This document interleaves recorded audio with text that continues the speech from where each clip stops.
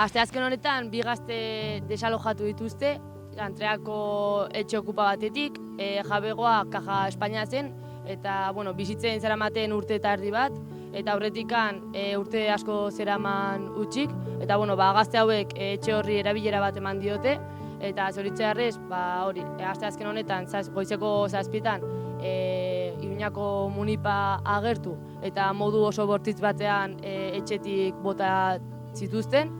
Gainera, gaur gauean beste identifikazio saiakera bat egon da etxe okupa batean, eta horren aurrean auzoak prentsaurreko bat eman du, gonbitea emateko auzoari aprilaren 7 eta 8 burutuko den akanpadan parte hartzeko, non hainbat ekimen egingo ditugu. Horrez gain, jaietan bestelako dinamika batzuk egingo ditugu, eta argi uztea, olako erasoekin lortuko duten gauza bakarra dela, geroz eta gazte gehiago emantzipatzeko green gehiago izatea, eta gure alternatiba erreala dela argi uztea. Gracias por dejarnos las migajas. Joder, los ricos, ¿cómo sois? ¿Qué sería el capitalismo sin vosotros?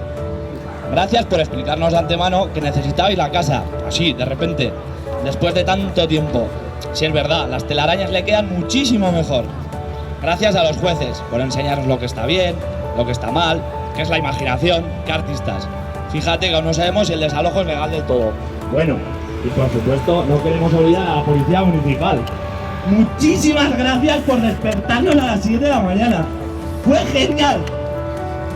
Con secretarios, fotógrafos, cerrajeros venidos desde Logroño. Bueno, os habéis dejado en la calle, sí, pero no en cualquiera. Son unas calles donde se pelea, donde como hoy y desde el minuto 0 nos han apoyado.